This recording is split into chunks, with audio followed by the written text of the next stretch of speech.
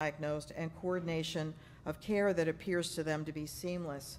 And I'll finish by walking you through an experience that a Johns Hopkins patient would be experiencing a little over 90% of the time.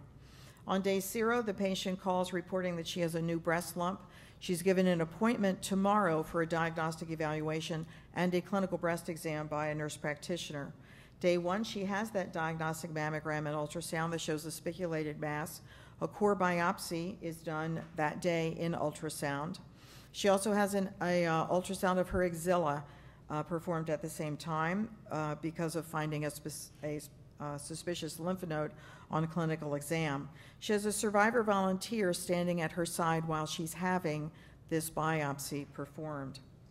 On day 2, the results of that biopsy are back, and it confirms that she has a small invasive ductal carcinoma in the breast and a positive node. And the patient is notified by the radiologist who performed the biopsy, and that radiologist then connects the patient to our scheduler. On day 4, the patient is seen by a breast surgical oncologist for a discussion of her surgical treatment options and her plan of care. And an oncology nurse who is a breast cancer survivor is present to provide support and education. We have 2 of those. I am one, and Deb Stewart is our other. I'm a 2-time survivor. She is also a 2-time survivor. We always tell patients, you don't have to be a 2-time survivor. Most people only get this once, but she and I ended up with it twice. The patient is advised that she'd be well served having a lumpectomy with axillary node dissection as her surgical plan. She is then matched to a breast cancer survivor volunteer that day. We have 41 of these women, and based on their age at diagnosis, stage of disease, and anticipated treatment plan, I can give that patient a mirror image of herself in her near future.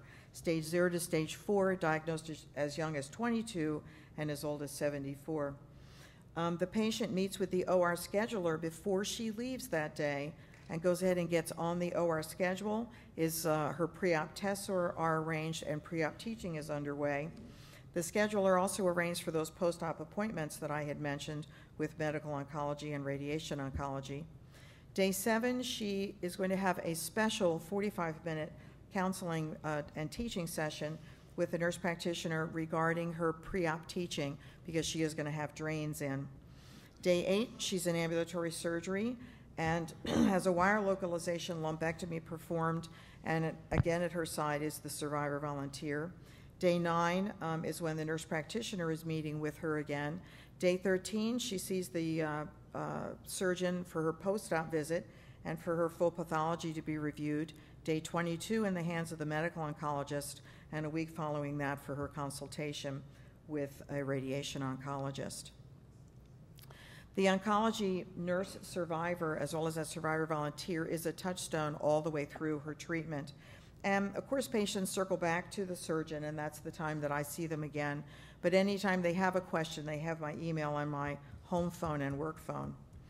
So I'm going to close here. You will have slides that will tell you a little bit more about our survivor retreats, including retreats for what I call the forgotten survivors, which are for women with metastatic disease.